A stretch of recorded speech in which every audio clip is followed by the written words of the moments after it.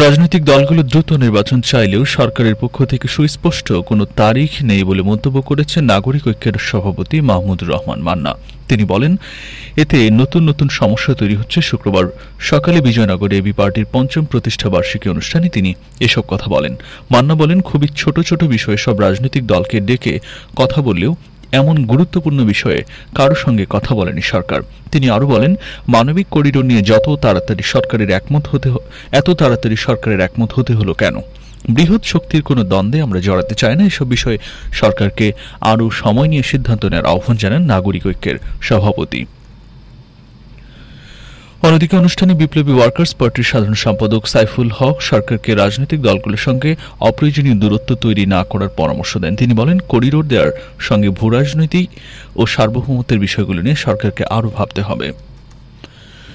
এদিকে গণহত্যার বিচারের পাশাপাশি নির্বাচনের সুস্পষ্ট রূপরেখা দরকার বলে মন্তব্য করেছেন গণ অধিকার পরিষদের সভাপতি নুরুল হক নূর। শুক্রবার সকালে বিজয়নগরে এবি পার্টির ৫ম প্রতিষ্ঠা বার্ষিকীর অনুষ্ঠানে তিনি এসব কথা বলেন। নুরুল হক নূর বলেন, সংস্কার আর নির্বাচনকে মুখোমুখি করা ঠিক হবে না। ঐকমত্যের ভিত্তিতে একটি জাতীয় সনদ প্রণয়ন করেই দ্রুত বাংলাদেশের গণতান্ত্রিক অগ্রযাত্রায় নির্বাচনের দিকে যাত্রা করা উচিত। তিনি আরও বলেন, মানবিক আশ্রয় দিয়ে যে বিপদে পড়েছে, এখন আবার এক মানবিক করিডোরের নামে দেশকে নতুন কোনো ফাঁদে ফেলা হচ্ছে।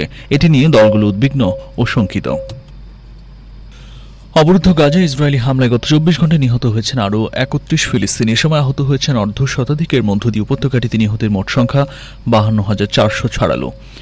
শুক্রবার এক প্রতিবেদনে তথ্য জানিয়েছে কাতার ভিত্তিক সংবাদ মাধ্যম আল জাজিরা। প্রতিবেদনে বলা হয়েছে, বৃহস্পতিবার দিনভর ইসরায়েলি বাহিনী গাজার বিভিন্ন স্থানে হামলা চালায়। এতে কমপক্ষে ৩১ জন প্রাণ হারান।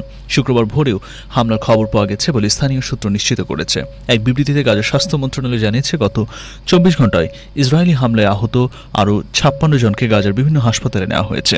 এর ফলে সংঘাতের শুরু থেকে আহতের সংখ্যা বেড়ে ১,১৮,০৯১ জনে পৌঁছেছে। আগামীকাল শনিবার সিঙ্গাপুরে জাতীয় নির্বাচন অনুষ্ঠিত হবে। গতকাল বৃহস্পতিবার ছিল প্রার্থীদের প্রচারণা শেষ দিন। এদিন এক জনসভায় ভাষণ দেন প্রধানমন্ত্রী লরেন্স ওং। তিনি বলেন, যারা যুক্তরাষ্ট্র চীনের অংশীদারদের সঙ্গে আস্থা ও ঘনিষ্ঠ সম্পর্ক গড়ে তুলেছেন, সিঙ্গাপুরবাসীর এমন প্রার্থীকে ভোট দেওয়া উচিত। এ সময় তার দলকে আবারও নির্বাচিত করার জন্য ভোটারদের প্রতি আহ্বান জানান তিনি। ওং সতর্ক করে বলেন, যুক্তরাষ্ট্রের শুল্ক নীতির কারণে বৈশ্বিক প্রবৃদ্ধি কমে গেলে অর্থনৈতিক অস্থিরতা ও কর্মসংস্থান হ্রাস পেতে পারে।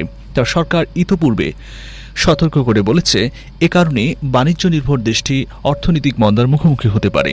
সিঙ্গাপুরের পিপলস অ্যাকশন পার্টি ১৯৫৯ সাল থেকে ক্ষমতায় রয়েছে। আগামীকালের নির্বাচনে তারা সহজেই জয়লাভ করবে বলে ধারণা করা হচ্ছে। তবে জীবনযাত্রার ব্যয় বাড়তে থাকায় তাদের শাসন নিয়ে সাধারণ মানুষের মধ্যে ক্রমেই অসন্তোষ বাড়ছে। নির্বাচনে প্রধান বিরোধী দল ওয়ার্কার্স পার্টি।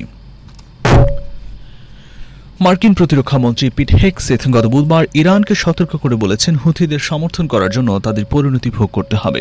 বার্তা সংস্থা রয়টার্স জানায়, যুক্তরাষ্ট্র ইরান এখন পর্যন্ত উপসাগরীয় রাষ্ট্র ওমানের মধ্যস্থতায় ৩ দফা পরোক্ষ আলোচনা করেছে। আলোচনার লক্ষ্য এমন একটি চুক্তি স্বাক্ষর করা যা তেহরানকে পারমাণবিক অস্ত্র অর্জন থেকে বিরত রাখবে এবং ওয়াশিংটন কর্তৃক আরোপিত অর্থনৈতিক নিষেধাজ্ঞাগুলো তুলে নেবে। আগামীকাল শনিবার রোমে দুই পক্ষ ৪র্থ দফা বৈঠকে বসবে। এরই মধ্যে সামাজিক যোগাযোগ মাধ্যম এক্সে হেগসেথ লিখেছেন, ইরানের প্রতি বার্তা, হুথিদের প্রতি তেহরানের প্রাণঘাতী সমর্থন আমরা দেখতে পাচ্ছি। আমরা ঠিক জানি আপনারা কি করছেন। তিনি ইরানি নেতাদের উদ্দেশ্যে লেখেন, আপনি খুব ভালো করে জানেন যে মার্কিন সামরিক বাহিনী কি করতে সক্ষম। আপনাদের নির্দিষ্ট সময় এবং স্থানে আপনাকে এর ফল ভোগ করতে হবে। অবশ্য ইরানের নেতা আগেই বলেছেন, ইয়েমেনের হুথিরা স্বাধীনভাবে কাজ করে।